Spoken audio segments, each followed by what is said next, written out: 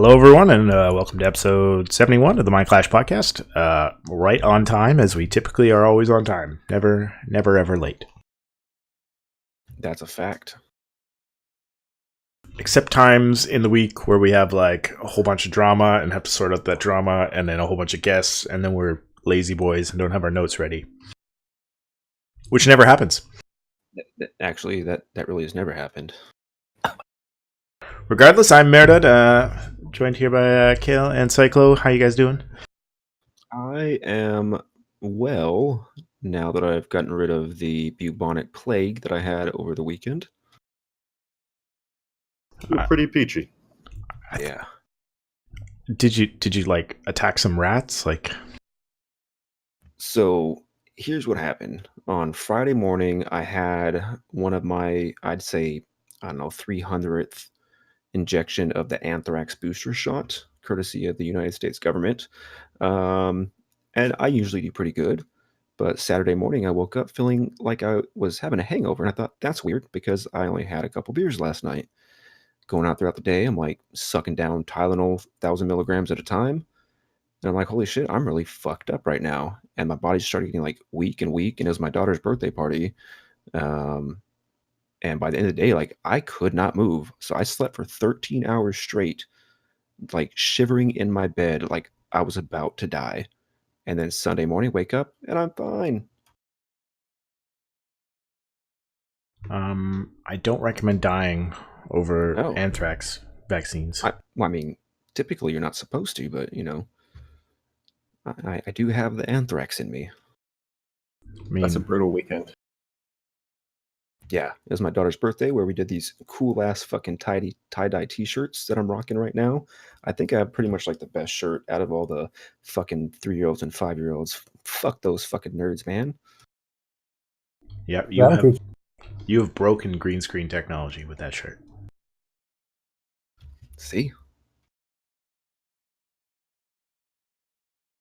Cycle, anything exciting this week? You're not murdering my guys again, are you? No. I was taking a couple days off. You've come back to streaming a little bit, though. Just flying around, having some fun. I did the streamer death race. Yeah, how'd that go? Saturday. It was interesting. It was definitely we had like these checkpoints that we had to accomplish, and they were all like really fun to do. Like you'd go up to a dude from Eve Scout, and he'd be like, "Okay, tell us 3 jokes, and then you'll be validated for the checkpoint and get like 90 points." Or different stuff like that. Shoot this guy with some fireworks, sing a song, or do an impression. And those were really interesting to do. All the streamers really came out, and I think everyone had a pretty good time with it. It was pretty interesting to try and adjust to that race. And I don't think anybody really read the rules of it really that far in advance. And I think everybody was just a little bit confused about what was going on, which was pretty fun. Yeah. So believe it or not, Merdad, I signed us up to do that as a duo, much like we did in the Theomachy tournament. However, I forgot that it was going to be on the same date as my daughter's birthday, and I don't think that I actually mentioned it to you. So I wish I would have done it because it sounded like a hoot. That was Saturday? Yeah. I was painting my bathroom on Saturday. Yeah, can't win them all. Gotta prep for that baby, you know? It's true, man. I'm actually pretty stoked about that for you. I'm gonna send you little fucking Eve things. Congrats, dude. Like a Eve. I'm gonna, Thanks. I'm gonna 3D print you a Eve mobile. Could you like a pod-shaped crib? Oh my god, fuck yeah! I have my pod capsule from Vegas. I'm sure that'll somehow get phased in. I also have my hug from Vegas 2016 with the Signal Cartel hug. Yeah. Treasure this. I still throw it at my wife all the time. It's gonna be fantastic. Otherwise, I had a good week. I think our deployment's kind of slowing down. I have a feeling we'll be back in the quiet of our nullsec pocket soon, but otherwise, let's get met up with our guests here. A couple returning guests, a couple new folks. Probably not new to the internet. You'll probably recognize some of them, but we'll start at the top. Commander Ace. Hey guys, I'm Commander A's, candidate for CSM, CEO of Sub-Zero in the Bastion Alliance down in Delve, and I'm also a copy editor for Imperium News Network. I think I was. Go on. Oh, go ahead. No, I was looking back at it when I started chatting with you this morning or this afternoon. I don't think we've had you on here since like episode 40 something. I have been a little bit of a ghost. For those that don't know, my real life job is emergency management. So last year, with multiple Category 5s making landfall, it's kind of a busy season for us. So I kind of disappeared for a while dealing with that. But I'm back now. Yeah. I'm also guessing you're almost a professional CSM candidate. I am, in fact, going for the Connect 5 of Lost campaigns. So theoretically, if we don't want me to set a record, you got to elect me. So I see it's on the you guys logic whether or there. not we set a record or not here. Somebody call Guinness. All right, sounds good. Next in the list, we got some King Voodoo. All right, I'm King Voodoo. I'm the captain of the Slice Solaris Chitonium's AT team. I'm also a member of a corp called the Black Crow Bandits in Slice. I'm actually just getting started as the new bro director there, teaching you guys how to play the game and starting to get into a little bit of streaming myself on my channel and making a bunch of videos to kind of teach these new guys that's coming in, just the ropes of the game. Been on the show before after the AT last year, and this was a kind of interesting topic tonight. Mr. Psycho asked me to come and talk about, so here I am. Beautiful. I'm loving those pink headphones too. Yeah, that's my backup headphones, man. Give me a break. If it's Hello Kitty, it's totally supported. Hey, you got to do what you got to do sometimes. Because as we do know, CCP is developing a Hello Kitty MMO, so I mean, it fits. Totally makes sense. I'll play that. Oh yeah. Balsakian McGiggles. Hey. So yeah, I'm Balsakian McGiggles. I'm with the Tuskers. Long-time small gang solo enthusiast. I'm one of those try-hard dudes that kite you and you curse in local. So that's about me. Make videos on the side every once in a while. Thought that was you. You said there was a good story for your name, and I hope you have a short version you can tell us. So yeah, basically a buddy of mine bought my first Eve account, and I thought it'd be funny to name myself a variation of the Balchinian from Men in Black 2. And I asked my friend, so you can definitely change your name after you start, right? And he said, yeah, totally. And that's how my friend got me into Eve, by permanently branding me as Ballsack McGiggles. He sounds like good company. Shit. Yeah, you gotta own that shit. Hey, man. I mean, I could have gotten it changed at this point, but you just got, at this point, it's like been like 10 years, right? So it's a little too late. Well, at least you're not like a leader of a major alliance that needs to get put into an Andrew Groen book. I mean, he'd be struggling with that one.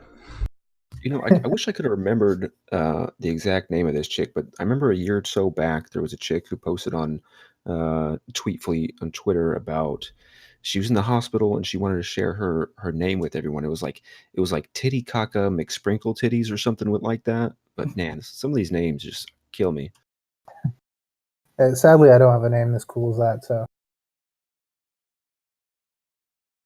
yeah, that is something else completely. All right, last but not least, the legendary Zarvox Torble. What's up, man?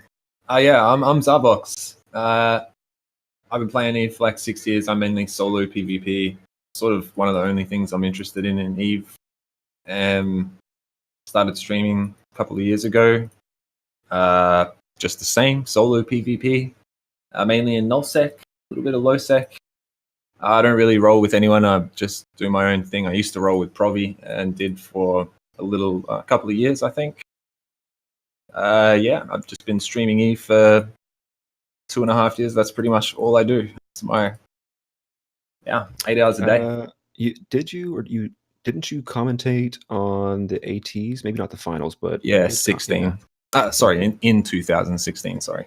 Yeah, You made me really hopeful for the AT this year. If that would be confirmation it would happen.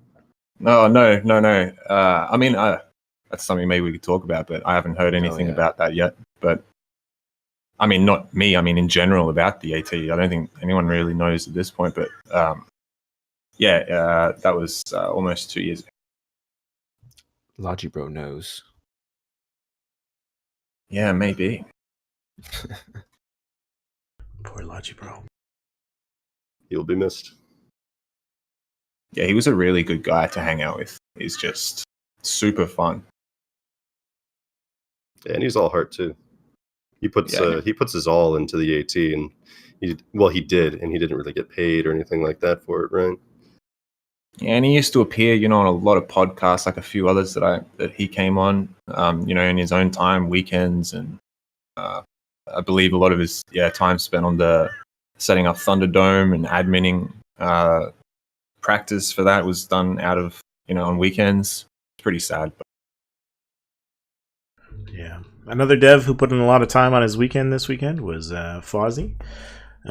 He came on Talking Stations this weekend to do an interview with the guys there, covering a lot of the stuff around 9TAC R4, and the Upwell 2.0 changes, which we covered somewhat in depth last week. We got a couple updates from Fozzie just before he went on to the show. You got to slide out that good news right before you do a big public event. So 3 major changes in that update that he posted on the forums. First one is no to the get the fuck out module from Structures, which is a community complaint, a hot button issue for sure. No one is missing that being removed. Oh, and hey, thanks real quick to Moria Lord, who just subscribed with Twitch Prime. Thank you very much. Yeah, I think that I actually really like that CCP rolled back the GTFO thing so quickly as well, and they didn't let it hit the TQ server, just because pretty much everyone was against that, and there were very few voices that were actually for it. Yeah, it was an overall no. Well, I mean, you have to consider they're just coming right off of the whole biggest fight in EVE ever flop, right? And they know that if they introduce this module, it's just going to exacerbate the issues, right? You're going to be watching a Twitch stream of this giant EVE battle, and whoop, half of them are gone. Where'd they go? Oh, they're warping back. It's just not going to be. It's not good promotions for them, I don't think. I had so much lag on Tuesday when I was trying to go into that fight that it took about 10 or 15 minutes to actually get through the jump tunnel. And then once I finally did, I warped to the FC, and I locked a couple targets, and I got disconnected, and I decided not to go back on. Save your tears for the fight section. Come on. Bleh. All right, second feature that they have removed, also a hot button issue from the community, is the 5-minute fitting period. This is an option to fit your structure as it comes out of Reinforce. Players said nope, and CCP has listened. I think that's absolutely amazing. Really, I think pretty much almost every single Keepstar that's actually died so far has died when it was being anchored, when it was defenseless, right? And you'd get a lot more battles like you would either have to leave Keepstars up or face battles like 9TAC 4 pretty commonly if that change had actually hit, because you wouldn't have a very vulnerable time or very weak time to hit the structure, I think it's good. I mean, I saw the value in it to a certain extent, like making it so the structure is actually a force multiplier and not just a empty object on grid that you're fighting over. But I understand at the larger scales, you're going to create fights that are just, people are so scared to fight on a Keepstar and lose the amount of assets required to kill it. But I mean, it'd be one shot and done even if it was fitted with the right modules, right? Or even a Fortizar. True. I remember during the invasion of F4R, I think, by goons, all those fights were based around Fortizars, and if they had been able to shoot and do stuff from the Fortizars, that would have been pretty breaking. That might have even chased off some of the fighting.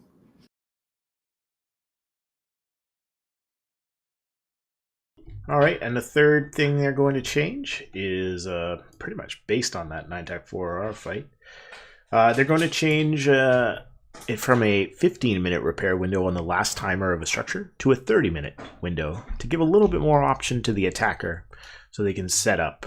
There was a lot of pressure from the attackers to make that first move on those last timers, and this should slow it down a little bit and give the attacker a little bit of an option, which, if you didn't know, under tie-dye, the repair timer to structures, due to the way it's designed, Fozzie explained on Talking Stations, is that it is attached to real-life time, and that tie-dye does not affect that repair timer. So in the 9-4R fight, the attackers had like 3 to 4 chess moves immediately as the fight was beginning, and then that was it. Which doesn't make for an engaging gameplay. So hopefully this change alleviates a little bit of that, and then it seems like Fozzie and CCP are interested in exploring other options to improve that experience, which they could potentially attach it to tie-dye, but of course they're trying to fight against the potential of having 2-hour repair timers, which I don't know if we want 2-hour repair timers either. Sounds yucky. I think any piece of content that strings you out to be like a 3 or 4 hour fight, like, it's just not the type of play experience a lot of players want. Are you frying bacon again? Didn't you just eat? It's my wife. I will fix. Is it Canadian bacon, perchance? No, it's dishes. My mic is just too sensitive for its own good. That's not exciting at all. All right, no, not much else on the CCP news front. Listen to the Q&A on Talking Stations. There's lots of community questions, community hot topics that Fozzie covers. He answers them the best he can with the limited amount of freedom he's given to answer those complicated questions. A lot of we'd like to do that, but we'll see.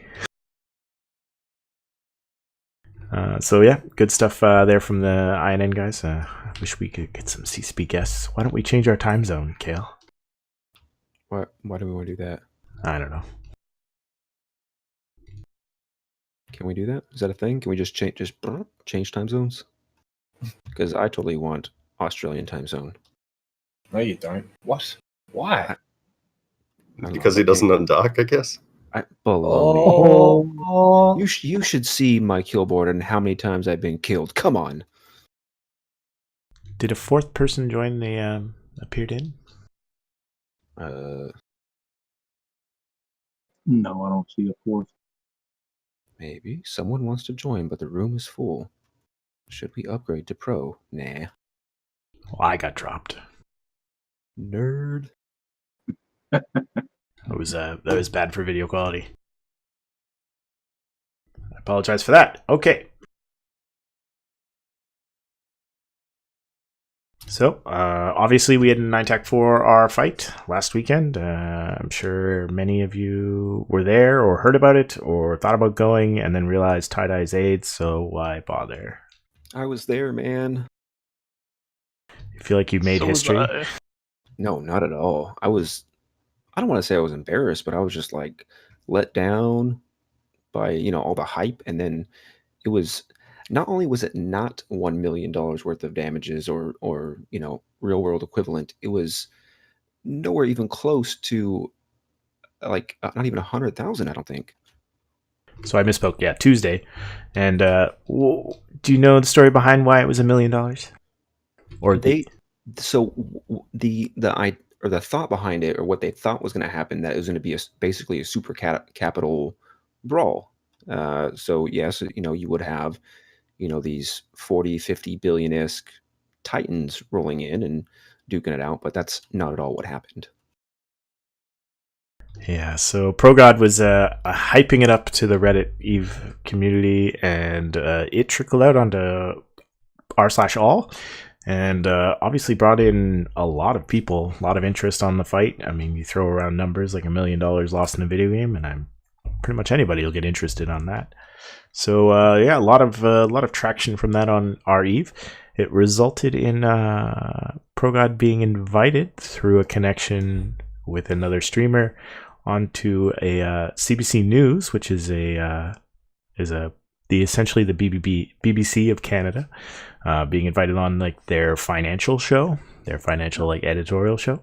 Not to be confused with BBC Canada. Is that a channel? I mean, yeah, they do. They have a BBC Canada that did Orphan Black and a few other shows. But I mean, it's not a big deal. Apparently, I know more about Canadian television than you do. I think I have to pay for that channel, so no. Yeah, that's fucked. Yeah, CBC's free. It's like our public broadcaster. Anyways, the On the Money show had like a 5-minute segment with ProGod and discussed a little bit about the battle and a little bit of why the estimate was at $1 million and a little bit about BTAC-R. So that was interesting. But I think ProGod was just kind of trolling the community and pushing a little bit of a money badger narrative, but it spun out into some good or bad PR for Eve and the community and the fight. He looked real good, though. He really did. He did. Can I say one thing? Is I think that that call out that was on Reddit and kind of leaked into the more popular news outlets, I think that did put some downward pressure on CCP to step back on some of these Citadel changes. Because if you look at the timing, it seems like it's just too uncanny, right? We see this thing fail, and then they go back to the drawing board, redesign some of the aspects of it, and here we go. So, I mean, is that really like? I mean, most people that I know who are in that fight don't. I mean, they seem to be pretty upset with just the fact that their ships weren't working. Like, I mean, the mechanics of the Citadel changing. Do we think that like if this fight happened again and the mechanics were as they're proposing with this change, aren't we still going to see the same sort of problem? I mean, the vast majority of people who were there were pretty frustrated with the experience overall. Mm-hmm. I don't think. I mean, do you guys all feel as though if we make this change, these fights are just going to happen? Everyone's going to commit 300 Titans on each side. I mean, it doesn't feel like that's the problem. Is the game can't handle as it stands that sort of fight. So, doubling the reinforced timer, they're still going to have a very hard time of it. They're going to have to put a gigantic amount of DPS on the field. The server is going to have the same problem. The vast majority of pilots are going to come out of it thinking that was horrifically bad. I haven't spoken to anyone. I've had no one say, hey, that was an awesome fight, dude. I'm glad I was a part of it. No one, you know? Yeah. Well, so I don't think... Sorry, go on. I was just going to say... You go. I was just going to say, I mean, this isn't anything new, right? Like, look at, like, 2010, 2012, era large battles. What do you see? You see, before tie-dye was implemented, you would just get black screens when you log in. There's a whole... Remember, there was a drama years and years ago where, people would log in to a black screen and then log in the next day and find that they died, So I don't think, like, there's ever been a time, and this is coming from somebody that doesn't do a whole bunch of large-scale fights, but my impression is that, that's kind of a common thing, right? Like, you get so many people in local, at the end of the day, the game just doesn't execute as you would expect. Definitely. I mean, I don't think there's anyone who's been in big fights that would disagree, but I feel like the overall, like, I know a lot of people who are in BTAC-R, they got to blow up their Titan or got to blow up some Titans, got to fire their DDs. I know a lot of people who are involved. I definitely wasn't. Maybe some of you were, but a lot of people seem to come out of that thinking that was an epic thing to be a part of. People were staying up, canceling work. There were definitely, of course, some people who were like, no, that was... I hate tie-dye, but people's ships seem to work then, like in general. I don't know. What do you guys think? I think that the reason people liked BTAC-R as a fight to participate in is that you actually had, like, both sides committing their assets, right? In the 9TAC4 fight, we didn't really have huge commitment. Dudes on both sides just stayed on their citadels and tried to, snipe at each other from range, maybe bring some subcat fleets in close. But BTAC-R was just like, okay, Sino's up, everybody jump on in. I'm wondering. Sorry. No, you go. I'm wondering, like, it seems to be a problem when mass carriers and all start to get on the grid, and the drones really make a big difference in these fights. Having to track every one of those sprites for the drones seems to really hurt the server performance. So Yeah. I mean, it may be something I don't know if it's within their capability of reducing the code in those situations or not, but that's what really seems to break that server in those fights. There's sort of two things you touch on there. And the first thing is that, so Cyclo is saying, both sides didn't commit.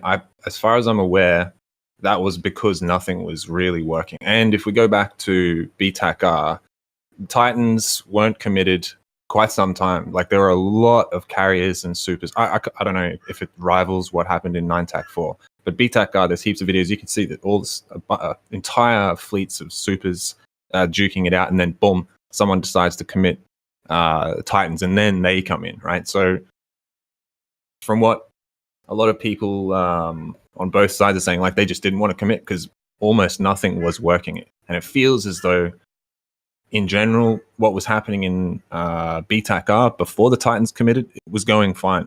Everyone was able to use their ships even after the Titans came in. DDs were functioning. Like, the vast majority of Titans on grid there, everything was working. That's how 60 Titans or 70 Titans died. Well, not everything. Sorry, go ahead.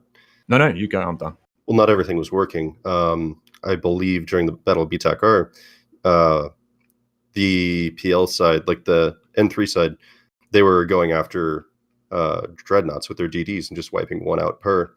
But down the line, as the goons were using their DDs on the N3 Titans, what people started to figure out was that dread guns just wouldn't cycle anymore, and you couldn't actually use those guns. So there were some issues there. I guess maybe we need, you really need the first person opinion, like, of someone like who was there, like an FCing, and who really had a good top down perspective on everything that was happening to get a proper answer for all that. One of the main PL FCs that was leading the Capital Blob after BTAC-R, he actually put up a really nice after action report on Reddit. Let me see if I can't find it for everybody.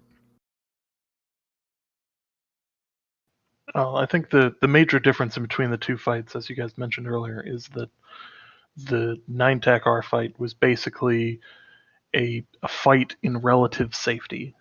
With that kind of distance, there's nothing that can be done against that size of fleet in any meaningful amount of time without committing just enormous amounts of extra forces to the field and having backup forces come in. Like the Titans that were on grid really were never at risk. They only shot at subcaps at long range, and then were tethered for the rest of the time. So it really never actually was an opportunity for them to even be taken out, or for that matter, like being an Avatar pilot on the Goonswarm side, the Imperium side, we never had a tactical advantage to drop our Titans. There was no opportunity other than the very beginning of the fight where that could have happened, but it just, tactically speaking, would have been a bloodbath for us specifically if we'd have done that. This is, you think, the difference there is citadels, right? And being able to tether is a big part of that, you think? Yeah, the issue is the relative safety of the Citadel, where they can commit, or they can pseudo commit their Titans to the grid, but if anything actually happens near them, a bubble doesn't prevent them from docking or just tethering back up. Yep. Also, a big difference between those two engagements is, if I recall, BTAC-R was over unpaid sob bill, where stuff got thrown out and caught, and you were stuck to a point where you had to kind of commit. And I remember some of my friends in PL telling me that by the time it rolled around U.S. time zone, they just were like, we ain't even logging in for this. Like, we've been watching this going on all day at work, No, I'm not jumping into that grind of. Whereas this 9-tag-4 fight, you have advanced warning. You gave CCP the notice, and I mean, you kind of testing out the serve at its limits right now. Pushing it. 6,000 person fight on a keep store grid. We're kind of pushing the hardware again to its limits. So I mean, the fights are kind of different on the setup of the fight. You got groups prepared to jump in, and the risk is more calculated in the 9-tag-4, whereas BTAC-R stuff was committed to grids, and then you got to put a little bit more to try to save what you had, and then eventually it was just a big, a big ball of dough that kept getting kneaded up the whole entire day in BTAC-R. 9-tag-4 is a little bit different. Yeah, the major difference, from my opinion, because we were on the goon side at the time, and I was in one of the suppressing fleets at one of the restagers. That was back during the pre-Phoebe jump changes, right? So when the battle kicked off, which was a surprise, we didn't really know it was going to happen, but then people committed. And then once people were committed, the escalation tree happened, and then it got crazy. But we just moved supers down from Declan because you could. It wasn't a big deal. Everything was tie-dyed up. So we had hours to move supers down. And remember, there were like fights along the super route that people like died on the way to the fight, but no one remembers. I do remember people talking about that. Yeah, I remember. People snagging you guys everywhere. Yeah. Yeah, and those fights were cool, and they would have been cool on their own, but there was this other epic event going on, so nobody really, But sorry, go ahead. But that compared to the fight of 9-tag-4, where everyone had pre-staged in advance, there was maximum herf blurf. Everyone had their ships ready. Everyone had their fleets ready. Everyone was taking off work.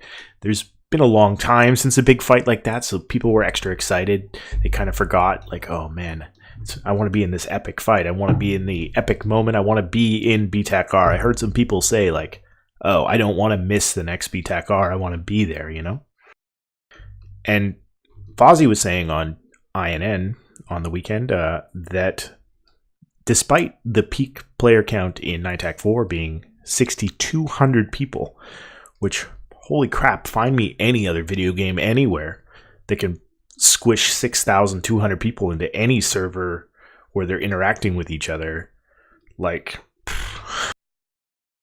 he said that without breaking OPSEC, if everyone full committed, considering the number of people who were staged and anchored on Keepstars ready to jump in, that the numbers would have exceeded 10,000 players. No problem. And I'm sorry, but we are going to outrun CCP on any escalation tree as far as number of players we can commit to a grid. I'm sorry, we just can't keep up to the tech. Well, I mean, it's not even a tech issue, right? Like at the end of the day, you only have so many CPU cycles you can spend on these type of fights, right? Just throwing hardware at it isn't something that can fix it, right? We saw the tie-dye implemented to try to kind of take care of these issues, but at the end of the day, there needs to be the problem, or one of the many problems that they're running into, just need to be slowly narrowed down and fixed. And that's hard, that as a developer, that's hard. You have to figure out a way of simulating these thousands and thousands and thousands of people, all doing their own inputs, all doing their own actions, all at the same time. It's a tall order to say, hey, CCP, we want these fights to be great, to be mechanically nice, to have all these things work, when you have that sort of load, I think that CCP is kind of unique in this fact that they're having to deal with these real-time calculations while, having, these real-time updates of 6,000 people, or if heaven forbid, if all that stuff got committed, 10,000 people, good luck on any gun cycling at that point, And to be honest, if we knew that the server could handle 10,000 people, groups like mine, who had no interest in what was going on in the fight, we would have brought our 50 guys to show up. And wormholers would have found holes to just make sure that they were there. Oh, the server can hold 20,000 people? Let's all just freaking get in there for the mega death throwdown. Fuck it, I don't care. Let's whelp everything. Battle Royale Fest. Do you think if it were possible, if it could be done, and we threw enough people in there that we melted the fucking servers down, that people would complain about it or cheer about it? Because I think it'd be hilarious. I could go without Eve for a couple days if we melted their hardware. Like started a fire in the server room. Like it just You mean got like so literal melting? intense, like literally just burned those motherfuckers to the ground. Actual melting of metal. That would be insane. Yep. I do think it's interesting that, despite the fact that we had, 10,000 people in that area, there's another 20,000 people playing at the time, and not a single one of them was affected by the gameplay that was happening there. So it was kind of interesting to see that there's also like that large sum of people elsewhere in the galaxy just kind of living their lives. Some of them completely oblivious that anything's happening at all. Yeah, it's a testament to the game for sure. I kind of think by looking at the changes that's been made over like the last 8 years, like Eve was kind of wanting groups, and the player base is going to kind of respond and develop the way it wants. But they were kind of developing the game to be more of a Greek city state, where you got little epic battles of smaller alliances like thrashing out with each other. The Fozzy Sav changes, but it's just the way the player bases in the big blocks have responded to the changes. Like we're gonna bring as many people as we need to win this fight. Is the blocks response, and that's what really starts to tax the server hardware. Whereas personally, I believe that the game would be better as a whole if there was more city states around and a little less cooperation amongst all of the groups. So I mean, that's what really makes it challenging on the developer side, is that you can develop an idiot-proof tool, but the universe just develops a better idiot kind of deal. So it's kind of a puzzle that's going to be very hard for them to solve. Sure. I mean, I think the issue really is we're seeing the logical conclusion of Eve as it develops, right? Like, Eve's been around for 10 plus years. We've seen these groups of people, evolve their tactics, use all their mechanics, and abuse them as much as possible to get the advantage. I mean, I think that at a certain point, we can all pine for the days that, there were smaller groups around, smaller city states, because I personally would love to see that. But at the end of the day, that's like not the most efficient way.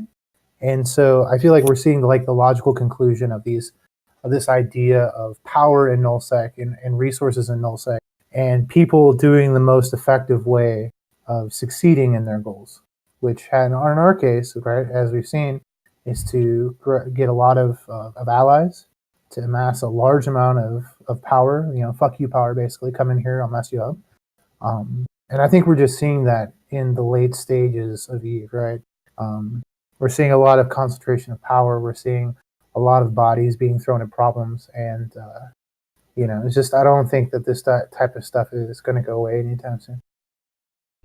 I disagree. I don't even think it's late stage Eve. I agree with kind of Fozzy's narrative that players have been testing the server limits since about 2005, right? What's the maximum number of guys I can throw at a problem? Okay, well, let's do just 20% more than that. Oh, we broke the server. Okay, well, let's throw 15% less than last time, and then hopefully CCP will have a solution, and then maybe we'll split our guys on both sides of the grid, and then doomsday them anyways. Okay, that worked. All right, sweet. All right, 2 years later, same fight. 3 years later, next fight.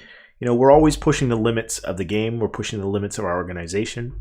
I mean, the thing I'm most hoping that players who are line members or an average member in these larger coalitions understand from these big fights is that this is how big blocks are going to grind up against each other like icebergs, right? Like glaciers pushing against each other, they're just going to grind, and there's going to be little pieces that fall off that'll be fun content. But rarely is a glacier going to give way and the whole mountain behind it's going to fall over. So do you want to hang out in that glacier field and hope that a piece of ice falls off that you can get a good shot at? Or you can say, well, okay, my glacier pushed the other glacier 5 meters. Congrats to us. That's great. Or do you want to go down the valley and actually fucking hunt some bears and deer? I mean, I really did like the Titanic, so maybe. I mean, I definitely agree. I think though a lot of that comes down to the player base's experience. I think some people really enjoy the large type of fleet battles, and you're going to find that as people, you're going to have two types of people that come out of these. You join a large group, you get a lot of large battles, and you're going to go one of two ways, right? You're going to say, "Wow, this huge battle was cool. I was able to use like 3 or 4 different accounts on different screens to do a bunch of objectives at once. I really like chipped in and helped this fight succeed." Or you're gonna take the kind of the stance of, oh, this again. Okay, well, I guess I'll look at the fleet broadcast and click the thing and push the button to shoot him, while doing something else. Yeah, and I think that the people that get tired of these type of battles, in a lot of ways may be limited by skill, right? They try to go and do these solo things by themselves and they get wrecked and they get frustrated. They might go, or they might, do something where they join a group who is really good at ganking things, right? Like there's various avenues you can take. And I think that at the end of the day, you kind of need that skill, that in-game knowledge and ability to be successful in something that's not this large fleet battle. Yeah, definitely people are going to fracture each way. I mean, there are groups out there who don't play at that large glacier level. You can find them. They're in wormhole space. They're in low sec. They're in null sec. There are groups. It's not all just icebergs and freaking glaciers out there. You can find groups like that. And that's what I hope. Because I love that city-state kind of combat. After spending so many years in the large blob, and I understand it from the other side as well. Security in numbers, the ability to make as much ISK as you can possibly hope for. You can build up your fleet to the maximum size. You can be the guy who runs 4 accounts safely, in a PvP fleet, which is an exciting aspect. Just need to be right back, guys. A few minutes. Yeah. Apologies. I mean, I had a recent fight, small gang level, where I had to dock my Hugin to keep my carrier alive because it was getting tackled and I was having skirmishes with my fighters and I had way too many actions going on in there, so I had to dock that character. I couldn't participate in the sub-cap fight and just focused on the cap fight because it was way more important, and that was an amazing experience. I got my blood pumping really well. Oh man, I thought I was losing that carrier for sure, but I'm not having that experience at the large blob level because either I'm tackled and dead or my blob is winning.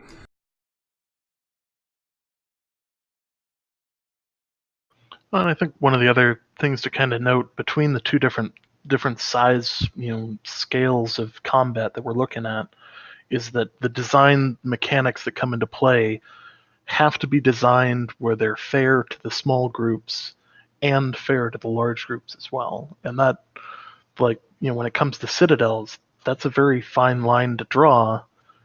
Especially when people start talking about how much citadels cost or how much super capitals cost. It's an inconceivable number for a small alliance to own a Titan. It's a very easily obtained item if you live in an alliance of 2,000 plus. So it's relative based on your situation, and I think that's one of the things that Eve is really kind of nice about as well.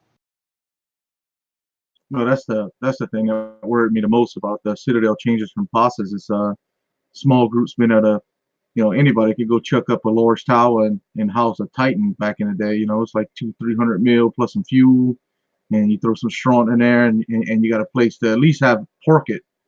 Now, with that threshold being set at like 300 bill, a tether's okay. I've seen groups manage with tethers, but like really and truly, like that's not as secure as that old POS system used to be, and you can really get yourself in a bind in a tether, in a super. So that really worried me about the changes. I think it's been managed well. I think some groups like NSH and some of the other hunting groups have managed that particular content. But owning a keep store today, like if it ain't blessed by the mafia, like it's going bye-bye, and there's nothing really a smaller group can do about it. What if you get the Space Pope to bless it? Does that count? maybe. Yeah, it would be an option. Space Pope blessings would be go up skyrocket.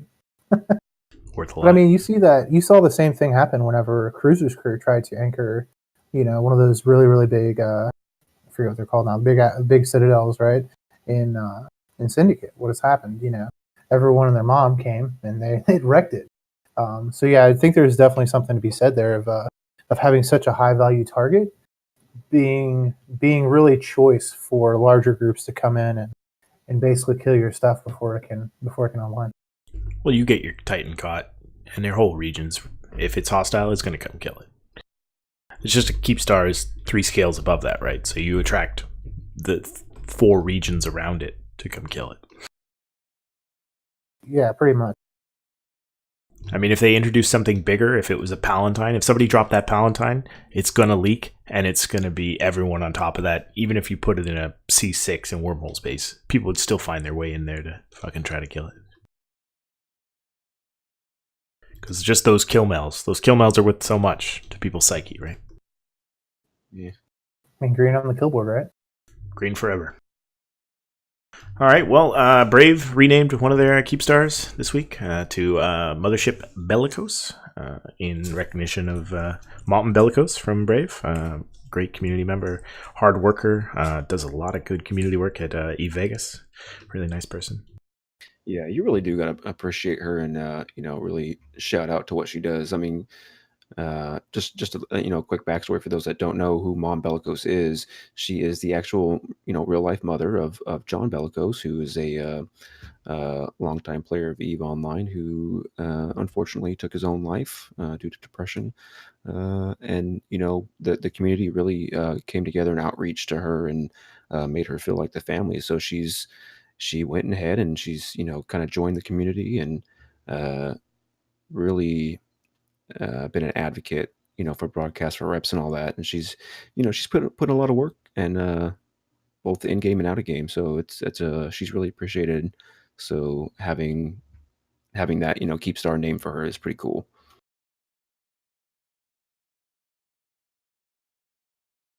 All right, and before we jump into our Assault Frigate section here, I want to greet our new 2 guests here. Cypher, How's it going? who are you? What do you do? What do you fly with? He literally does nothing. Nothing. I literally do nothing. I don't run epodcast.com, and I don't fly with Goon Swarm, and I don't fly with AMOC for sure. I fucking knew it. Which part did you know for sure? No, all of it, clearly. Okay, just checking. And Gondir. Hello. Who are you? What do you do? Who do you fly with? My in-game name is Johnson Johansson. I fly with the Brothers in Arms Alliance, which is part of the Imperium. You guys are a recent join to the Imperium, eh? Mm-hmm. I have no clue. I've only been in Brothers in Arms for like the last couple of weeks, or for the last week or so. He's like, look, I'm just here for the dank fucking ISK, man. Look, I just work here. I got a Rorqual when I walked in the door, and I'm cool with it. Okay. Don't mind. I got an Orca when I walked into the door, but that's because I had a buddy of mine who owed me money, and it has yet to be destroyed. Twice now, it has been attacked by roving gangs, and has not been destroyed. The Orca is an elusive little squirrel, indeed. Yeah.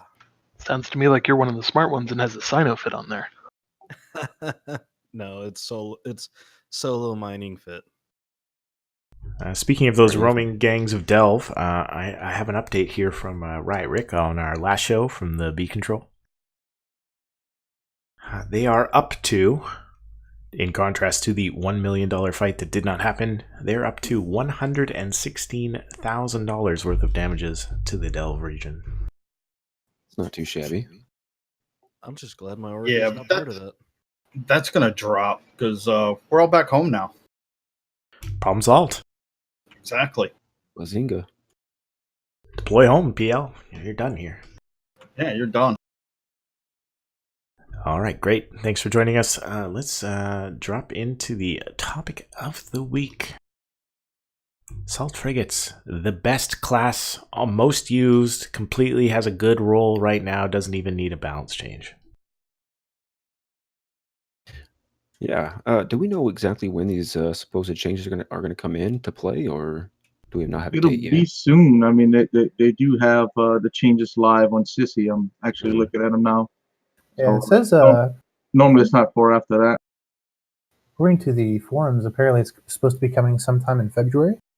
There is a So February 13th release, Yeah, but February 13th. Fozzie wouldn't confirm whether or not they're actually going to be in that release. But soon, TM.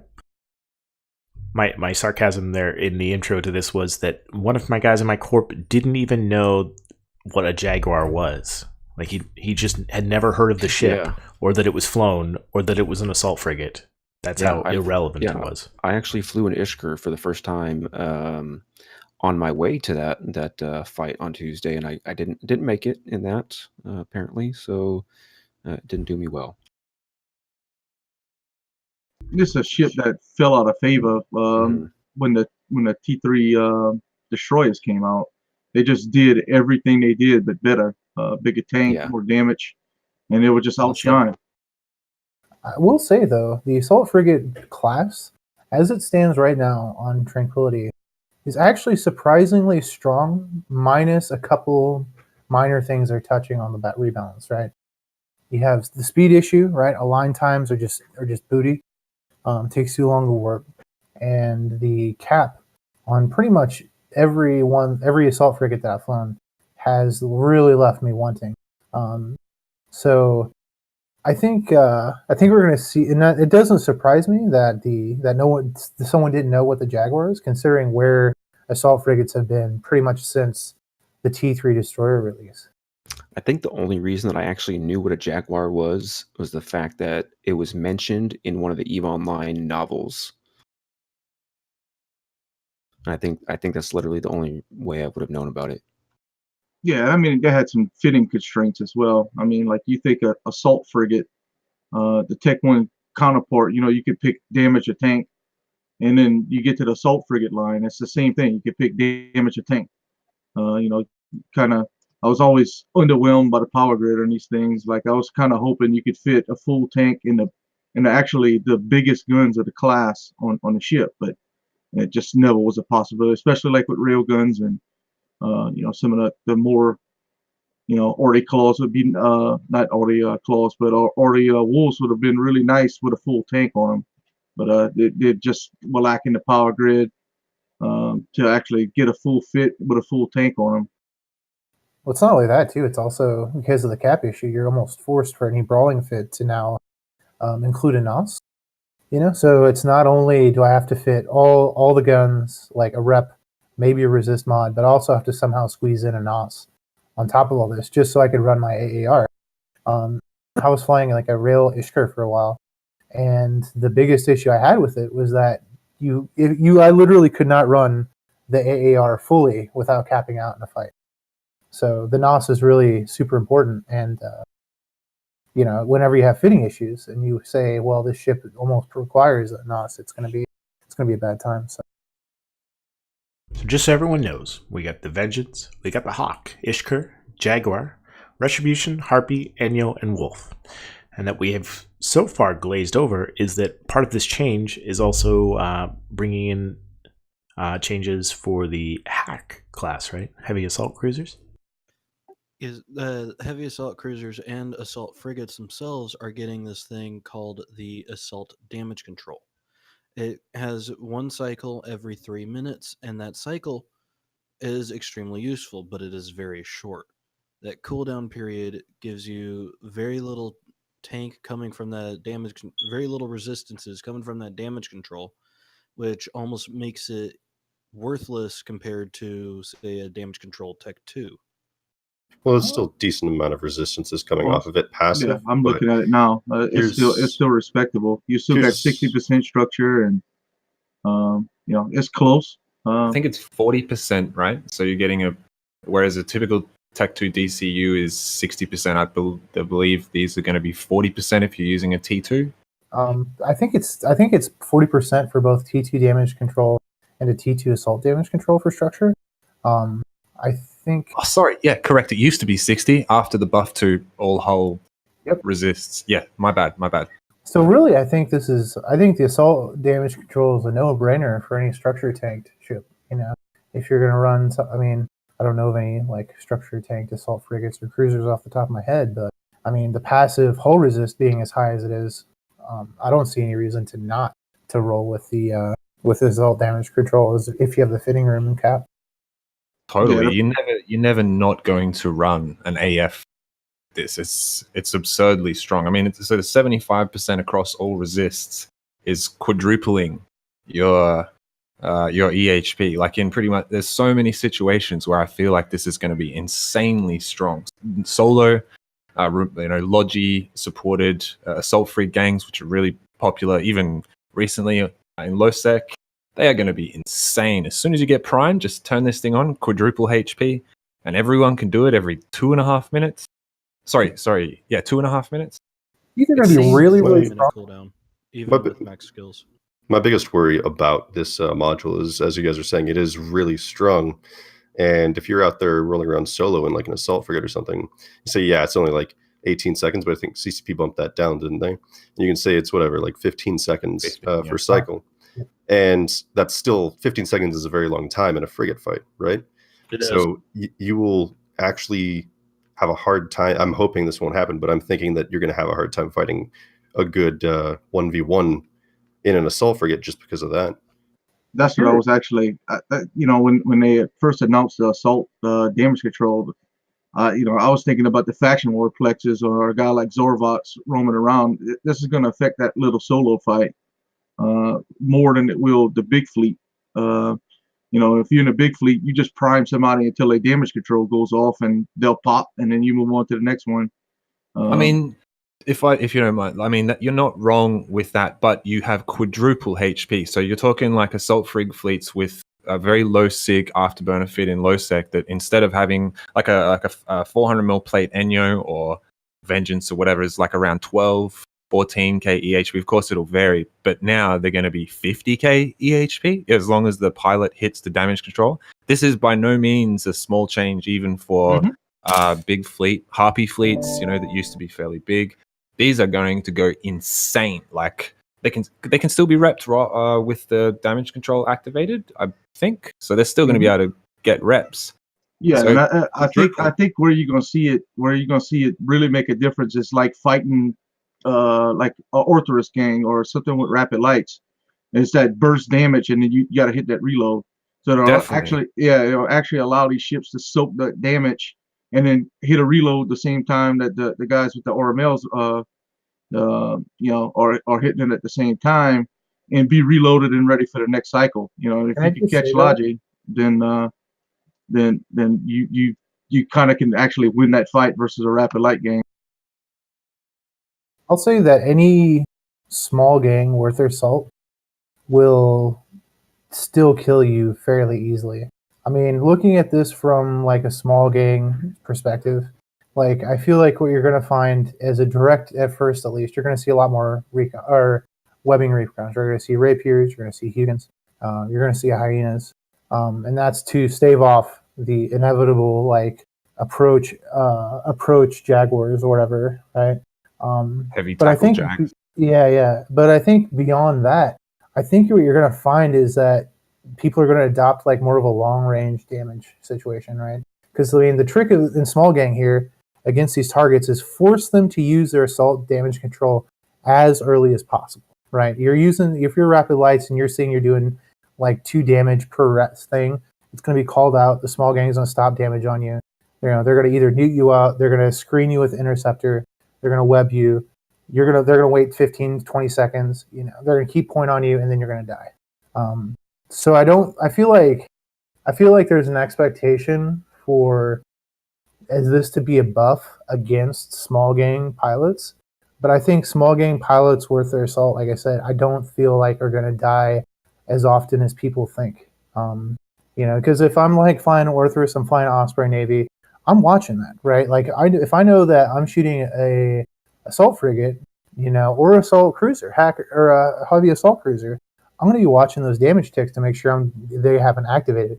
And when they do activate it, I'm going to call out to my gang, and everyone's going to keep point on them for 20 seconds, shoot something else for a while, shoot the Caracol, shoot like a Thorax, whatever that, that slightly, that thinly tanked cruiser is, and then swap back. It's going to pop really quick, and we're going to continue our day. Yeah, you can play around it basically. I mean, I hadn't thought about that, like introducing to bigger scale fights like 20v20 assault frigs with Logi. It's going to introduce more gameplay for the FCs and the pilots, knowing when to activate their own damage control. FCs are going to have to be switching targets when they see that opposing primary has. Sorry about the birds in the background. Opposing primary has activated theirs. Yeah, it's going to make more interesting gameplay for sure that I hadn't thought about. Yeah, and I think. Go ahead. Oh, I was just going to say the heavy assault cruisers, which to refresh in your memory, these are more popular ships: Zealot, Sacrilege, Cerberus, Eagle, Ishtar, Demos, Mutant, and Vagabond. Like those ships with the attack damage control and Logi support, you're going to have primary attack damage control. Logi catches reps. Now you have a stabilized ship. You got to pretty much start again, and you're going to have to remember which ships have already blown their ADC. And you're going to have to come back to them and cycle through. It's going to be really cool. Interesting. We see that happen when we're going after capitals in Great Wildlands or wherever. We'll see like an emergency damage control pop, and then we'll move on. Okay, now let's hit this carrier instead, or this dreadnought, and then you either just keep some troll damage on that target, or and see when the stuff drops, or you just move on completely to the next target, then come back once he pops his and take care of the next one. It'll take a little bit of finagling, but with proper FCing, I don't think it'll be much of an issue to get around that. But with the EDC, it's one use, right? With the ADC, it's going to be as money as the fight kind of allows for, depending on the length. If they already below, because it's 2.5 minute recycle time, or to get it to cycle again, right? Once you go through your first cycle. So do you really think that they'll live through that second one if their opponents know that they can't cycle it again for 2.5 minutes? It depends how skirmishy the fight is. If they're bouncing off grid, you come back to the grid, have another fight.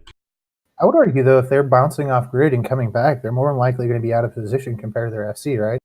So if you're in like a larger null gang, you're in a hack fleet, you get primaried, your Logis catch you while you're in ADC range, you rep up fully, they stop damage on you, you warp away.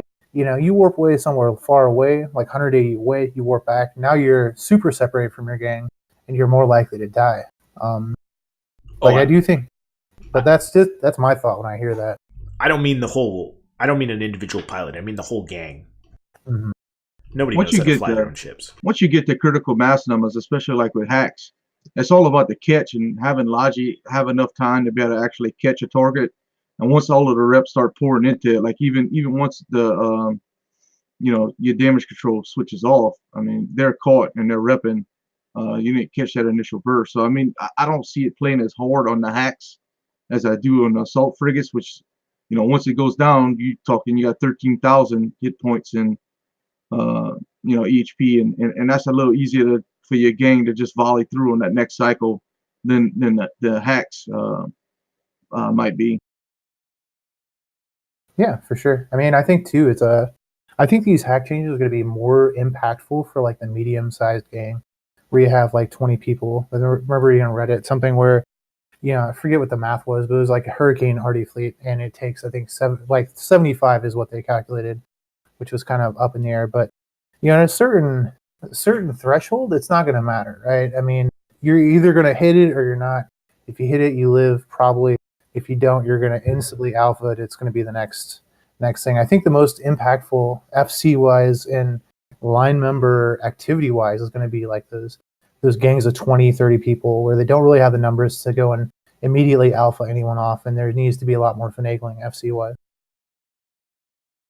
I love it as a change, similar to the way that T3Ds force individual pilots to have to think on their own, even within the structure of a more organized group. Like if you're not switching back and forth between prop, sharpshooter, and defensive, you're having a much shorter fight in a T3D.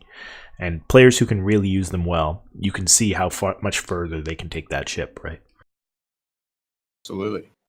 I think I it depends see. on the FC who's commanding that fleet with the T3 Dussies, because if he doesn't know how to fly that fleet or administrate that fleet, then that's the real fault.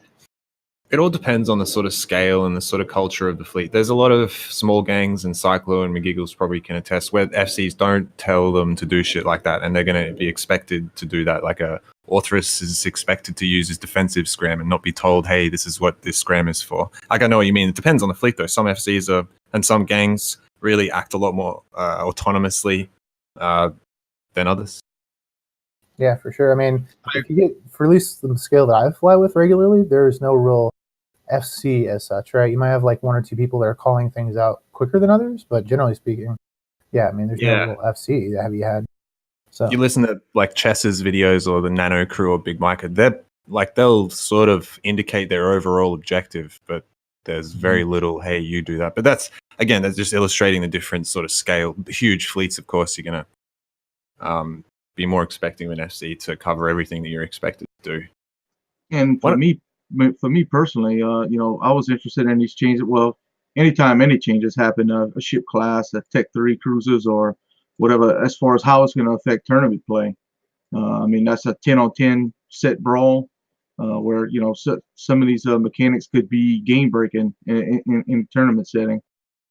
I actually think that if I'm like 95% sure that the ADC module will be banned in next AT, because that's just really strong. King Voodoo was actually, if not the first duder, one of the original. I think he was the first captain to come out with the 500 MN Hick meme there for the AT, and when he pulled it off, it was just breaking because you could immediately get on top of your opponent's Logi, get tackle, and you could actually put enough tank on it to live for a little while, right? With the broadswords and things like that.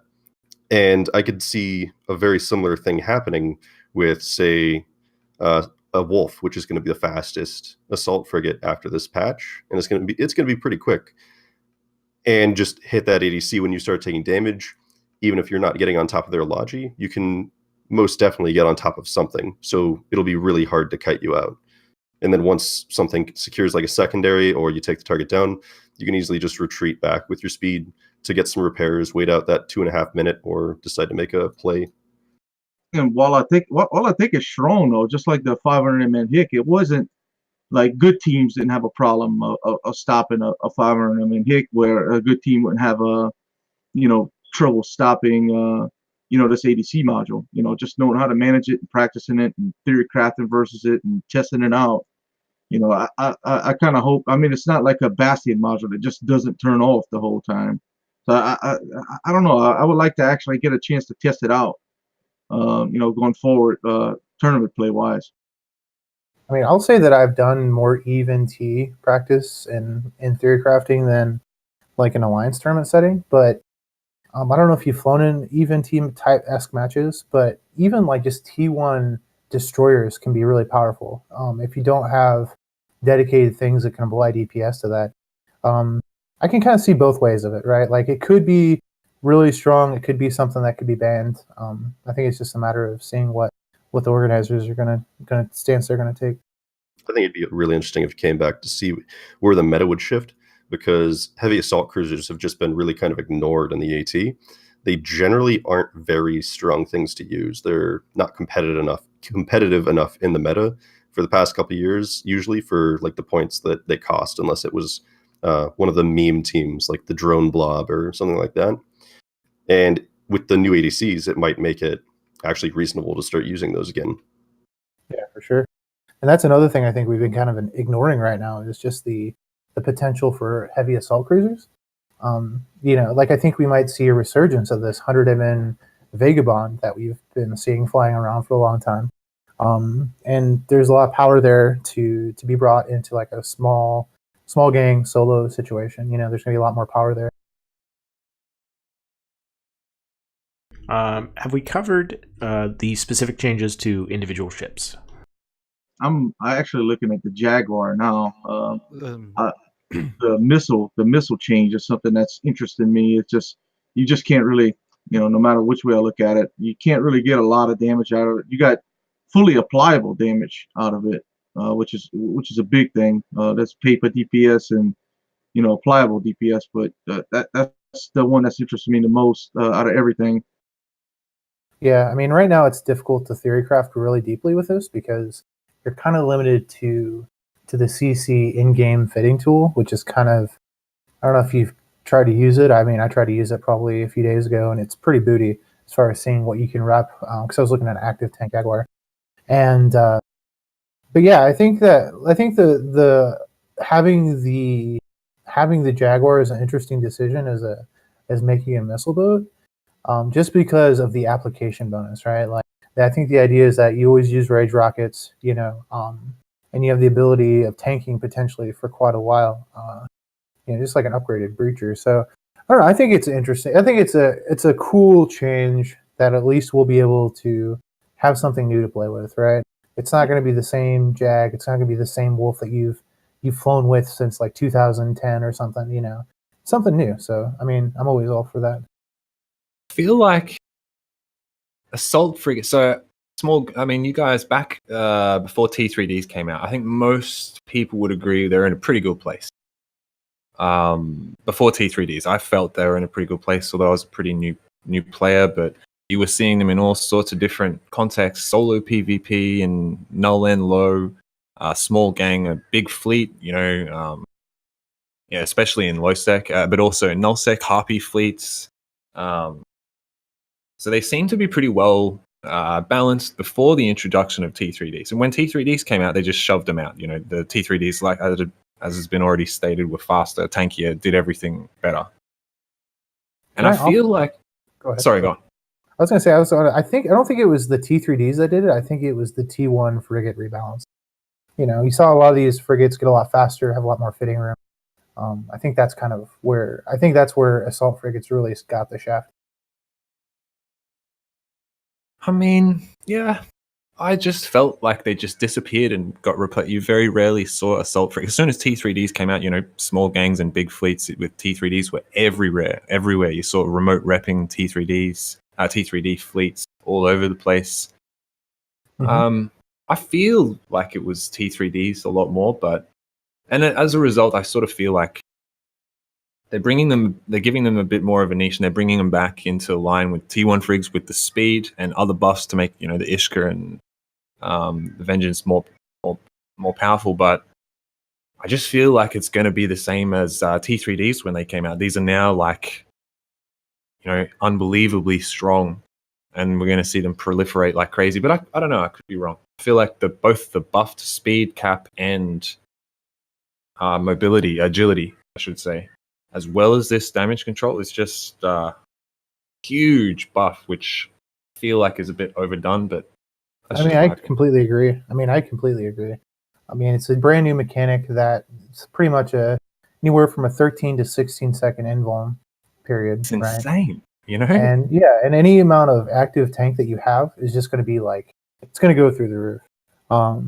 So I think I'm with you on that. I think that we are going to see we're going to see some cool videos, some cool PvP videos, where a Jag takes on the world. But I mean, other than that, I really do think that they're either going to have to scale this back or re-look at, either scale back the balance, the stat changes, and keep the assault damage, at least talking about the assault frigates, or change or scale up or down this assault damage control so that they make more sense. I hadn't thought about some of the things you guys are talking about with, how it won't really affect small gang as much. You can play around a lot of these mechanics, and how it's going to involve. It's going to require more piloting and more situational awareness from pilots in big fleets, and that's all cool. I hadn't thought about the extra gameplay options this is going to afford on all sorts of levels. Maybe not so much solo, but excuse me, just 1 second. I apologize. I have to go AFK. 1 minute. Yeah. Girlfriend aggro.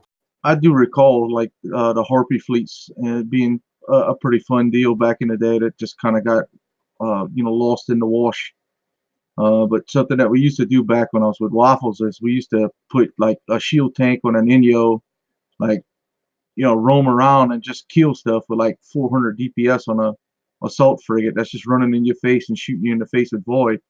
You know, and that kind of got outplayed with like this Feeple at first, and then the Confessor kind of now. You know, those kind of fun fleets that were really fun. You take 30 guys and just melt somebody's face with a bunch of assault frigates. Those fleets just disappeared, and you wound up with more of the command decies, and I had a little bit less variety in what was going on in the game. So I'm interested to see, you know, this ship class make a comeback. I don't think the game mechanic itself is totally game breaking on the bigger scale.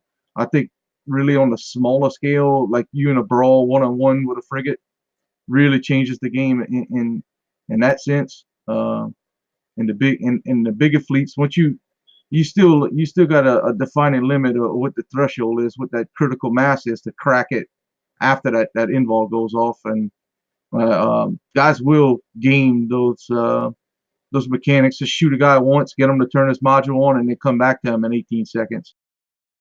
Yeah, for sure. I will say I though. think that Sorry. I think that there's a decent sentiment in here, as well as like in a lot of dudes I've talked to, that they're just buffing it and making it as strong as like T3Ds, and I don't really think that's what they're trying to do. I can see that it just kind of seems like they're trying to fill a different role, which is, I think, really the way to handle it, because T3Ds did replace assault frigates, right? Now, what are assault frigates becoming? They're now actually going to be faster than T3Ds, which is going to be good because they used to be slower. They're going to do a little more anemic damage, but they are going to be competitive for a different reason, right?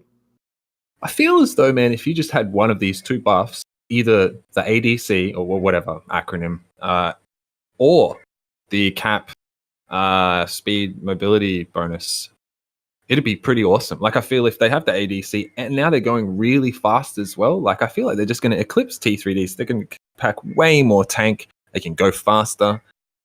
I don't know. I reckon even if they just had one of them, if they just did the speed cap and mobility, that would be awesome. That's the real weakness I felt as someone who solos and small gangs a lot. That was just, you just couldn't justify flying them because they were just so slow. They really didn't have anything over a T3D. If you give them the speed and the cap and the mobility, they actually have something over them again. They're quite a lot faster. They're not as tanky. You know, they can't do quite as much damage because they're a frigate. But now they've got the tank and the mobility. I don't know. Just it does seem super strong. Just leaving it with the non-ADC changes, I think, would be pretty great. I'm not a huge fan of the ADC either.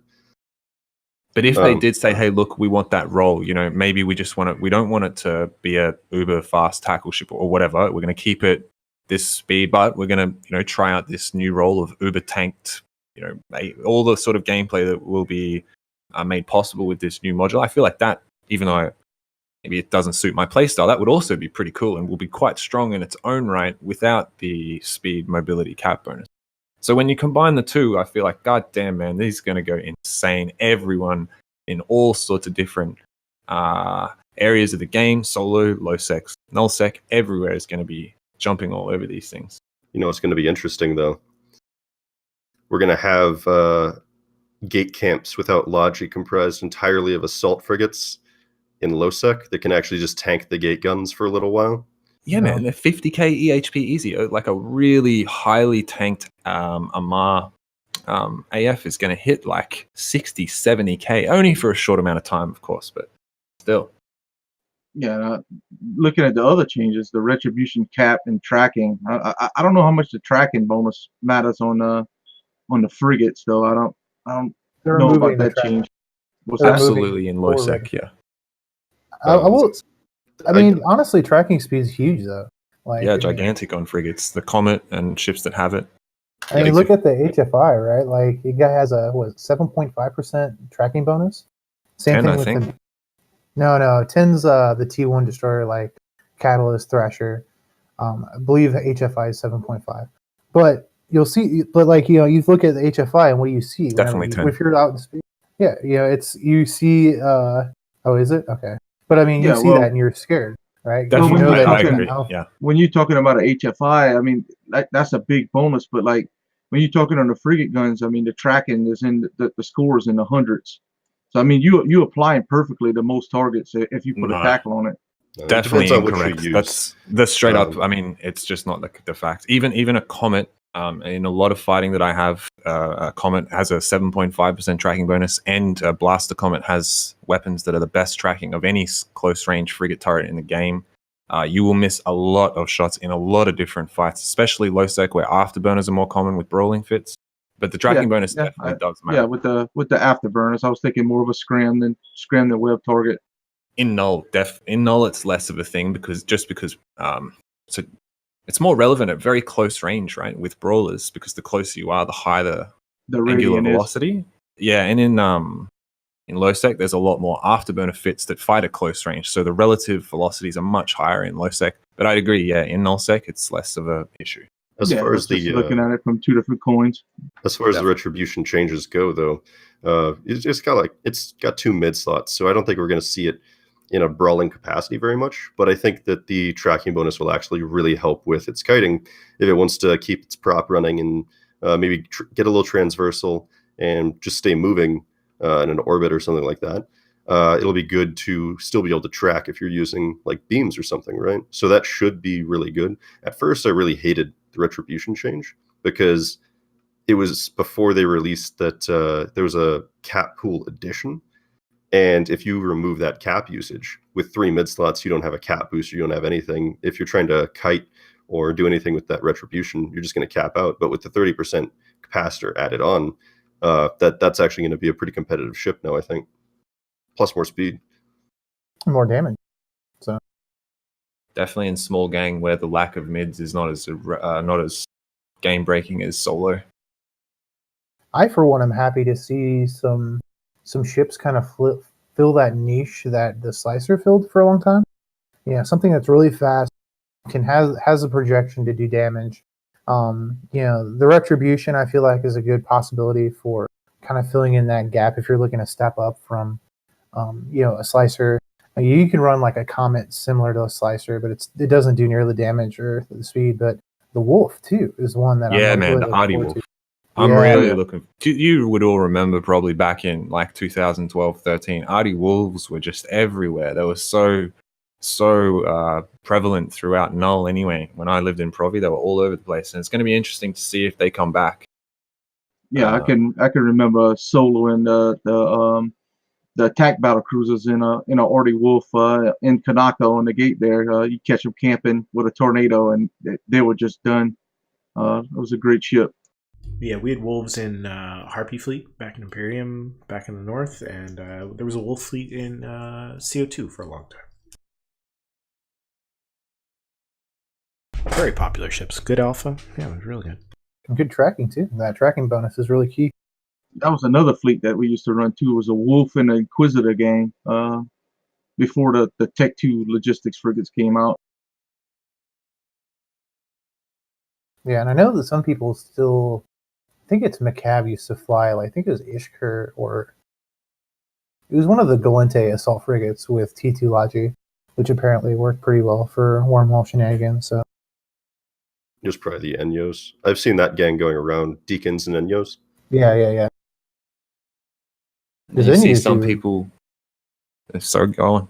I was just saying, Enyos do crap tons of damage. So insane damage. Yeah, there were people rolling around with like remote repping Ishka gangs. They just like orbit and anchor at like 2K and all remote rep each other, so they wouldn't even bring deacons. They were just 6 Ishkas with like a gigantic combined spider tank, I guess. Cool. We're gonna maybe see a lot more of that. Yeah, I was talking earlier about the Shield Inyo fleet that we used to rock in Waffles, and your anchor was the primary and shoot them in the face with Void. Like 400 DPS a piece with frigate logistics was just nasty. All right, I've just got a theoretical ping. It's Friday night. Your local FC is taking out a good old-fashioned small gang roam. Which of these new ADCs are you, or assault frigates are you taking out? What's your choice here? What is this? A small gang? Did you? How many? Small gang. You got like 20 people. Small gang. That's a small gang. You have That's to small, you have to give him yeah. a break. He's from Iron. Okay. Any smaller than that, we just kill each other. Okay.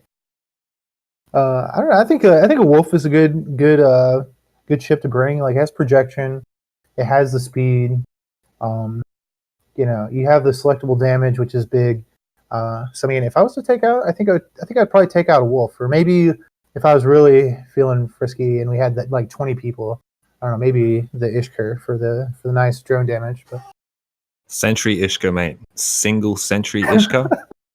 Fuck yes. Dude, I've done that. Hot. It's not hot. I'm joking. It'd be Rail Harpy for me. Crazy range with the double optimal range bonus. Do whatever you like. It's going to be really good with the speed buff. Apply out to 60 plus K. Lots of fun. Probably go with the Enya. Nice tracking bonus. Get in there with some blasters or use some rails if I wanted to kite. Just get in there, do my damage. Yeah, good tank, decent DPS, good tracking. Sounds like a good time to me. Yeah, I'd probably rock the artillery wolf, just because it's quick, it's easy, and I think a lot of people would be able to quickly get into it, just because the Imperium currently runs the claw fleets all the time, anyways. It's be a similar kind of aspect to play. Speed tanked Ishker. Nice. I'm glad no one has selected the Amar ships. Fuck Amar. Oh, they have some? Just kidding. They have assault frigates? Right? I That's know actually in our small game, something that we'd take out a lot. I'd probably want to go out and try like a 5-man game with a couple of Vengeances in the fleet. I remember tanking whole entire fleets in a Vengeance. Just the tank on those things is just disgusting. And you add this AAR on top of that. oh yeah, the dual rep Vengeance with Asclops it's too much. That's one thing I will say that we haven't talked about yet that I'm worried about is the stereotypically super tanky ships like the dual ASB Hawk. I think in the Vengeance, I think is going to run the risk of being way overdone. Because like I've ran HG Crystal like heart blarpies before, and you just laugh at the tank. And if you had like insane resists, and you're taking so much damage, you need to fire off fire off one of your ASBs too early. You kick on your adult assault damage control, and you're probably gonna survive that reload, especially with the added armor resist.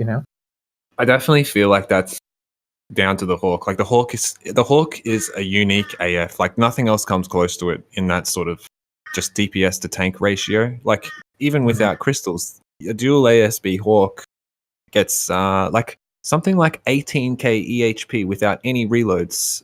They're just unloading both ASBs. There's really no other assault frig that can fit as much control as you need to solo and that much tank and DPS. Fully selectable.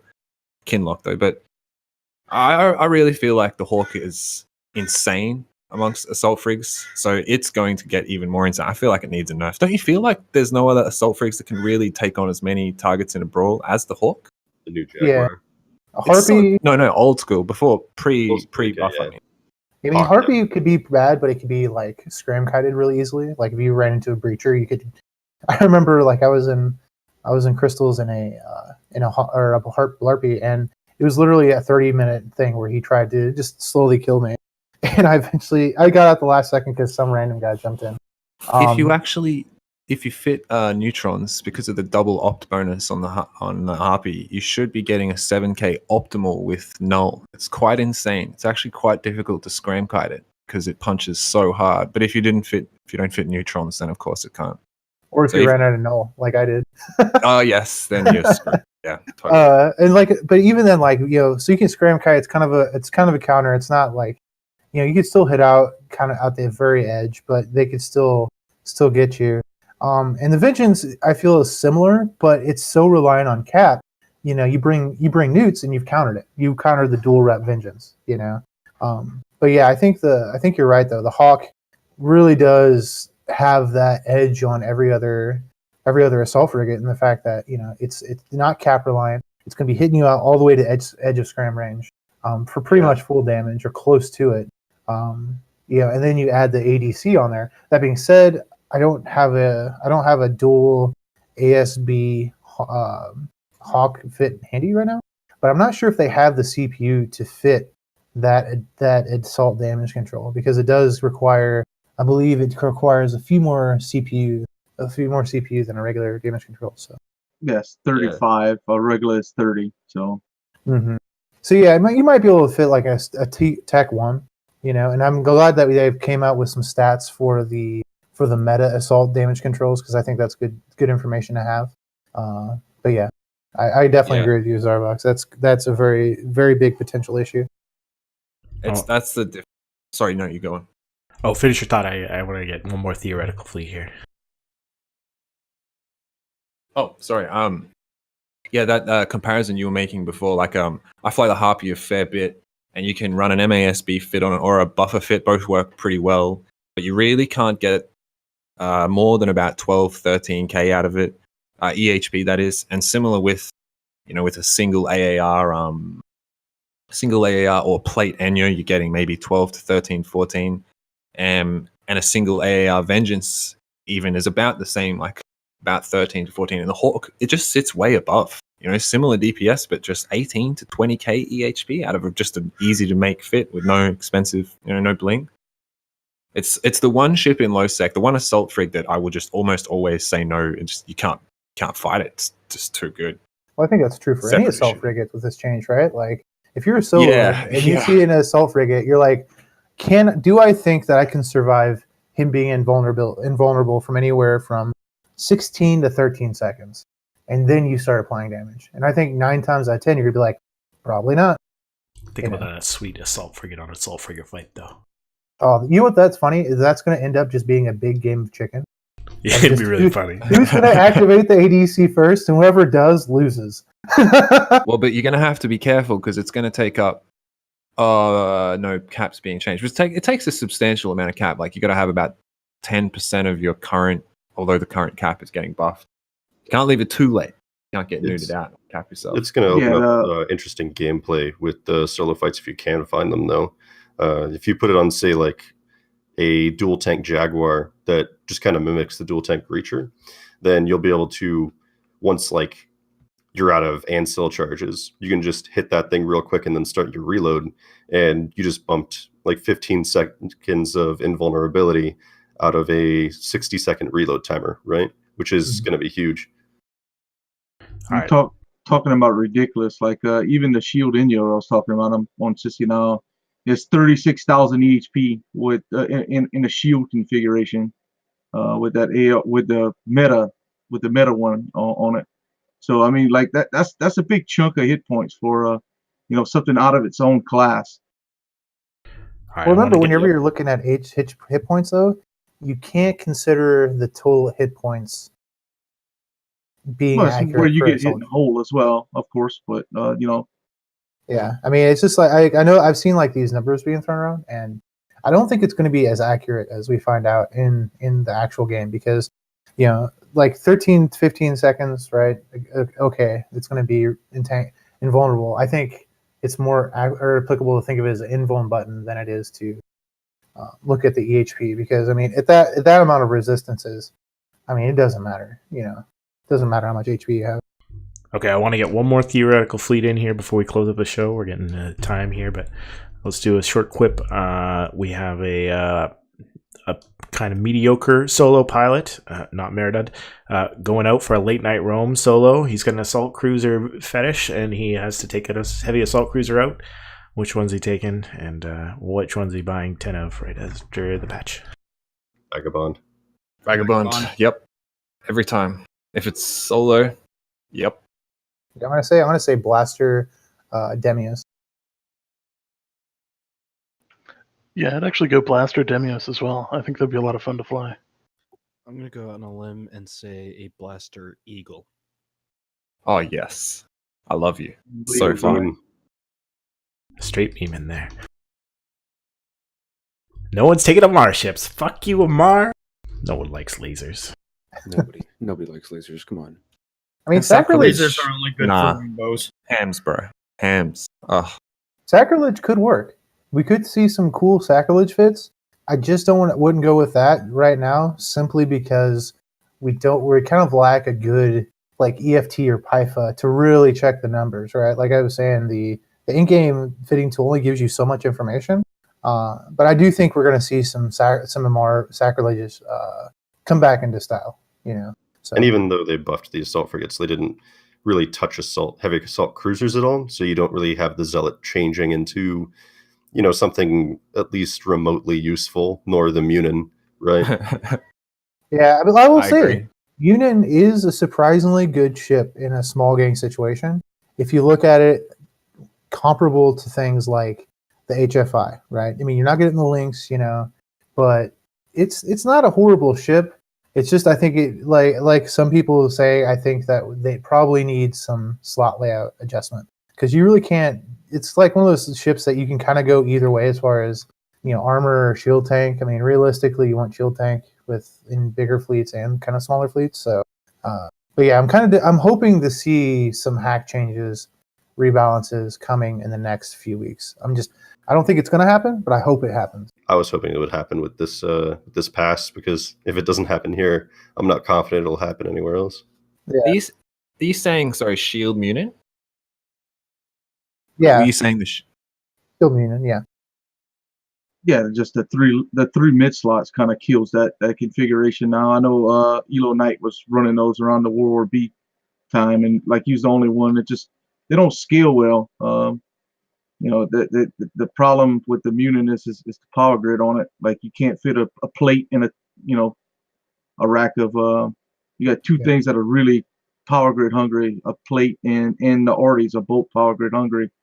I mean, just looking at it, I mean, you put 720s, you put a large shield extender, point micro warp drive, and like one locus, and you're at 99.69% power grid. I mean, the prevalence of the Serbs though just killed them. I mean, anywhere you could shoot a Serb, you could shoot a Serb with a Munin, the Serb just outperformed it. But I sort of agree, and the tank as well, man. The tank on a single LSE Munin, like we're talking like I don't know, thin. wouldn't it be it's like thin? It's a thin margin. They just don't scale well. Small gang, we actually fielded some in the AT last year. Some scrimmages in the AT. And there was a running joke. The thermal guys asked us if we was flying AT ships because it's not used. There's more losses of that particular class of super carriers than Munins in the game, and I mean that was just disgusting. Yeah, for sure. I mean, I think right now the Serbs, that's something we haven't really hit on the hack change or hacks. What we think is going to happen there, but I do think we're going to see a lot more Serb action in larger groups. I think you're going to see a lot more hacks as far as in smaller groups as well, just simply because they have this huge, like if you fit a Serb archer fit, right, like tank, lock range, and missile guidance, you can hit like 120, 130K with your rapid lights, and you add an invul on that with where you have some sort of reps to go with that, it's going to be insane. The Serb bonuses are nice. I mean, you can hit, with javelins on heavy assaults for bigger gangs. Javelins you could push out to 100 kilometers with the right setup on a Serb as well. So I mean, I think a brawling Serb with more of a HML or hams might come into fashion as well with this. You can kind of get a little bit close up and take that initial brunt of being a little bit closer to a gang with this AAR on it. All right, I've purchased 15 vagabonds. They should be shipping into my deployment now. I'm looking forward to it greatly. I'm kidding. They're pretty fun. I'll lose one first. We'll see how that goes.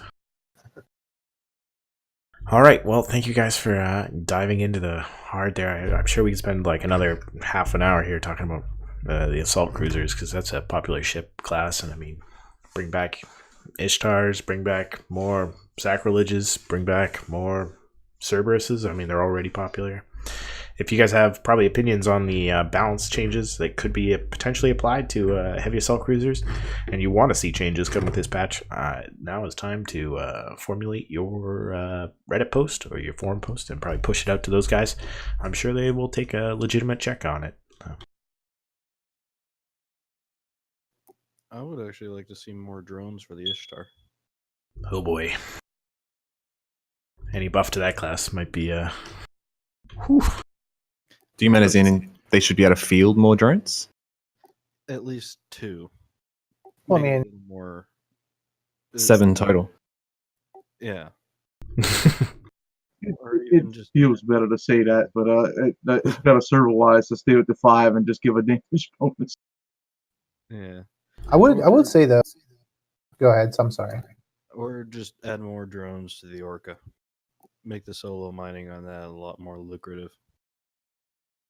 One thing that we actually didn't talk about is the Ishkur trait balance. Didn't we? We didn't, did we? The drone tracking. Yeah. And we you talk can about- field medium drones. It gets a what +5? You have you still have 25 bandwidth. Yeah, I don't think you can field medium. Okay, I'm The sorry. at max skills, the current Ishka gets 50 meters of drone bay, but it's got 25. The difference is that after the patch, you won't need Assault Frigs 5 to have that big drone bay. It'll just come by default, and instead you'll get the drone tracking bonus of 7.5%, which is actually really like a big deal, as a lot of people who flies like light drone boats would know. It's pretty common for drones to be missing. Even light drones, non-tracking bonus light drones, to miss small targets, especially when they're micro-warping in after you've told them to approach and they're orbiting super quick. So this will help a lot with the Ishka, I think. I didn't really think it would have that much of an effect. Usually when I'm using the light drones, I'm not having trouble with the tracking or anything like that. If you fly a kiting worm, you'll find that happens. You'll see that if like you're fighting like some fast frigate, you'll see the drones get a hit, miss. They'll turn on their micro warp drives, chase them, get another hit again. Worm drone DPS is really inconsistent whenever you're in a situation where your target's moving really quickly. You'll also find that if you, especially in the Ishka and other drone boats, you'll find that even if you are hitting every drone shot, you won't be necessarily right at the top of the tracking curve, which is just like the fall off curve. Like you might be, there's definitely more potential for damage in almost any engagement you're likely to have in the Ishka. Even if you are hitting every shot, this is going to mean that each of those shots is going to be quite a lot more damage. Definitely. You'll be further up on the tracking curve, further at the high point than you are currently. That should be Murdering interesting. scepters everywhere you go. It's I feel like it's the end really will kind of overshadow the Ishkur and effectiveness there, won't it? Because the Ishkur is still not doing as much damage as the Enyo will with the tracking bonus and, say, rails or some blasters. definitely. However, the Enyo still doesn't have the scram kiting potential, or even the kiting potential, really, that the Ishka does. I guess maybe, but I reckon the Ishka feels like it's going to be far better at a scram kiting sort of role and a long point micro warp type kiting role, where so when you're like long point micro kiting, like with the worm, like a kitey worm, your drones and your opponent are always going fast, so the velocities are a lot quicker. So the tracking bonus is really going to help with that. Or at least it'll bring it more into line in that sort of role, I think. Okay, Right. friends, I hate to stagger this conversation, but we need to wrap it up for the night. So I just wanted to go into a quick rundown of the meetups. If you like talking to other Eve nerds, you should go meet up with some Eve nerds IRL. And best places to do that right now are the Toronto Eve meetup, February 3rd. Eve Breckenridge in Colorado is a skiing event. It's February 1st to February 4th. There's a Northbridge meetup on February 3rd in Australia. There is a Eve Mardi Gras event. Yeah. So that one I actually didn't find on evemeet.com. I found it on it's on Reddit. So it was put out by I can't remember. South Eve. Yeah. So yeah, but that one you got to pay $10 per person. But I mean, definitely sounds like a good time. Mardi Gras and all that fun jazz. So Mardi Gras plus Eve plus nerds should be delightful. Pro God, thank you, RC. Pro Don't God, forget yeah. the booze. Of course, the monthly Vancouver Eve meetup will be February 20th, and there's a G Fleet meetup in Dusseldorf, Germany on March 17th. Yep, I would definitely recommend G Fleet in Germany. There's pretty good guys. Even if you are American or otherwise English speaking, they do a pretty good job of welcoming you guys because, unlike us dirty, nasty Northern Americans who only speak one language, most people in European countries speak multiple. So feel free to join them if you speak English. Canadians are bilingual. I don't believe you. Mm-hmm. And also, you have about 2 minutes and 45 seconds to get into our Discord server and enter for a chance to win a Steam game code that I give away from time to time.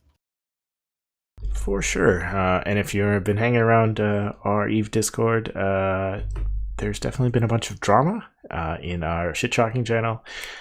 We will be covering that in future shows. Don't worry. From both sides, we'll try to get a good balanced perspective on all of the drama that's going on in there. But stay tuned. Don't worry. We're not forgetting about it. It's impossible not to. All right. I want to move through some shoutouts here. And I will continue with my harassing by starting at the bottom with Zarvox. Oh, sorry, you want a self shout out? Is that what Yeah. Shout out. You can shout out your crows. You can shout out anyone. Yeah, what kind of those. birds you got back there, man? And every type. Mainly crows, they're the loud ones, but they have Nice. shut up right now. Nice. But yeah, I stream solo PvP. I've been doing it for a long time. I stream on Twitch. I'm here. You can probably find me in the Eve directory. I stopped a couple of hours ago. Yeah, I like to teach people a little bit about solo PvP if I can, and illustrate a type of gameplay that perhaps isn't streamed so much. So yeah, tune in sometime if you like. But thanks for inviting me, man. It was lots of fun. Appreciate you coming. McGiggles. Yeah. So shout out to all my Fight the Blob friends that I fly with a lot. Shout out to the Tuskers for having a great C2 experience. It's always fun. Yeah, just catch me on YouTube. I'm on Ballsacky and McGiggles on the YouTube. I'll occasionally put out videos. My my recording software is broken, so it may be a minute, but hey, that's all I got. Yeah. And again, thank you for bringing me on. It was fun. If you want to lose a home defense fleet, try to tackle one of those Tusker gangs. King Voodoo. I'm gonna give a shout out to my guys out in Declan out in Slice. The Slice Procurers patrolling the skies of Declan. It's been pretty interesting to come on and have a conversation with guys like Zorvox and Cyclo here about future upcoming things in Eve. Appreciate the opportunity. Thanks guys. Love having you here. Thanks for coming again. Gondir. Just a quick shout out to all the goons out there. Keep doing what you're doing and destroy the roving gangs in Delve. Remember, don't bring Sinofuel when I'm coming to roam your space. Commander Ace. All right, so quick shout out to my corporation, Sub-Zero, my alliance, The Bastion, the INN staff for keeping me employed last year despite being away. I really appreciated that from them. And just a quick shout out to say, hey, I am running for CSM, and I want to make sure that this is out there and known for people. Despite the fact that I'm in the Imperium, it doesn't necessarily mean that I'm not going to represent you. I do care greatly for underrepresented players. For instance, low-sec, high-sec players has always been a passion of mine. So make sure to get out there and vote when it comes time.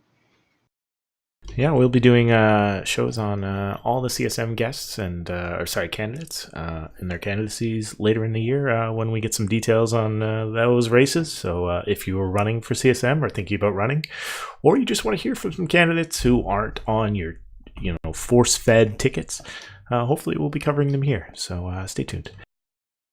Cypher. Oh, my turn. Okay. Well, I want to give out to one of King Voodoo's guys. I think it was Saturday morning. We had a little skirmish in our MOA fleet with a Rorqual of theirs.